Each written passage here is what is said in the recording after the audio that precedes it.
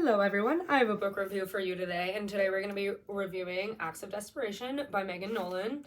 So grab a snack, grab your coffee, and let's get talking. So this book starts in Dublin, Ireland in 2012, and it follows a 23-year-old unnamed narrator, and she falls in love with an older man named Kieran. They move in together, quite tumultuous relationship. They're kind of mean to each other, very obsessive, very messy. And then she finds out that he is in fact emailing his ex of many years. And he's obsessed with her, so that's really cool. Not great for her. But this is one of my favorite books of all time. I read it over the summer. I think it was in July. I gave it a 5-star. I'm definitely more likely to give out 5 stars than other people, but I think this was well deserving of it, and I'm going to tell you why. Firstly, my favorite hyper-specific genre, if you will, is the horrors of being a woman in Ireland in your early 20s. Sally Rooney's books are a great example of that. There's also a book whose author I can't remember called None of This Is Serious. And then this book, which I love. So the general theme of this book is obsession and giving yourself up for a man because you're so desperately infatuated with him. Not great, very relatable though. It also touches on the idea of like, is she crazy or did he make her crazy? Which is one of my favorite things to ask about crazy women. I think this book is really relatable because I personally would not do exactly what the love of my life told me to do, but there's been times where I look at him and I'm like, I would do exactly what you would tell me to do. But I have a backbone, so I don't do that. But anyway, and I think what makes this book so unique is that the narrator is unnamed, which just falls into the theme perfectly of just getting so lost in yourself. Like, you don't even know who you are. You can't identify yourself because you are so deep into this relationship. So I mean, even the cover too, like, this is insanely desperate. So she loves Kieran so much because he's older and he's smart and he takes care of her to a degree, but she also hates him because he's so rude to her friends and he's incredibly selfish.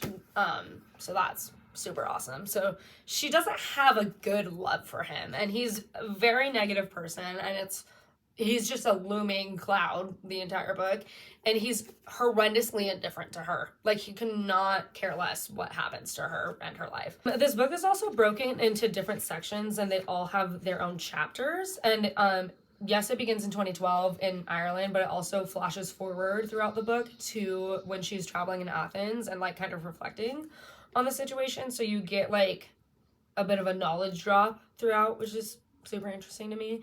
And the chapters are pretty short. It's pretty easy to read without being not good. I also read this book physically, obviously, and I annotated it. Not a lot, but definitely, I don't annotate all my books, and I whipped a pen out within the first 5 pages. The first page, or first quote I underlined was on page 5, and it's when she sees Kieran for the first time, and she is describing how she felt a sense of pity towards him.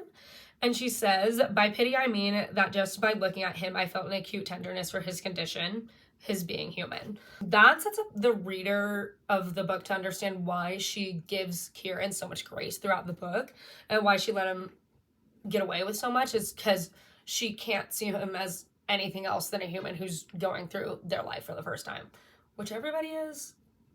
Anyway, this book also touches on womanhood and sexuality. In the first section where it's in Athens, she is talking about like liking her body and whether she accepts it or not. I have notes, I can't find it in here, but she says, how am I supposed to accept or like or hate or be neutral about a thing that will not stay the same?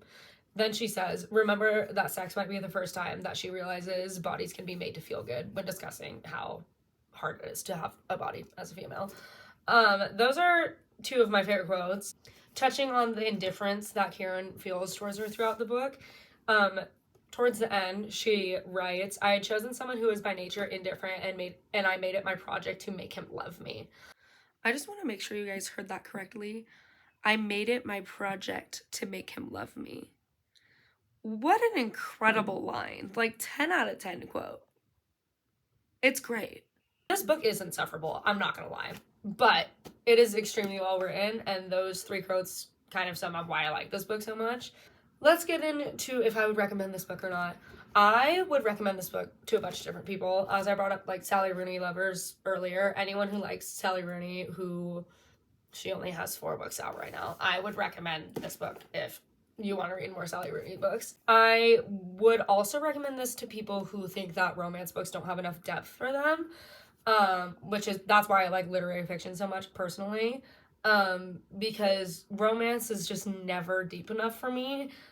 This is not a romance book by any means. Do not go thinking that it is that. I would not recommend this to people who really like romance because it's bit heavier than that. I would also recommend this to people who liked Thirst for Salt. That's a pretty popular book right now.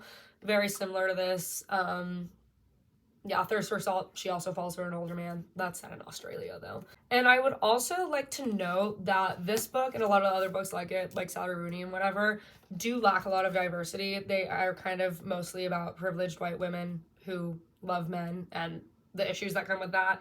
So if you're looking for a bit more diversity, I wouldn't recommend this book or any of the other ones like it. If you want something like this that is a little bit more diverse, I would recommend Conversations with Friends by Sally Rooney. That has a bit of queerness, a bit of classism and stuff in it, but still not super diverse. So I don't think the lack of diversity makes this book bad. I think it's a very accurate experience of a white woman who's in love with a very indifferent man who's older than her and better than her. Again, this is one of my favorite books of all time. I read it because my best friend recommended it to me, and I have been recommending it to people ever since. So, anyway, Acts of Desperation by Megan Nolan.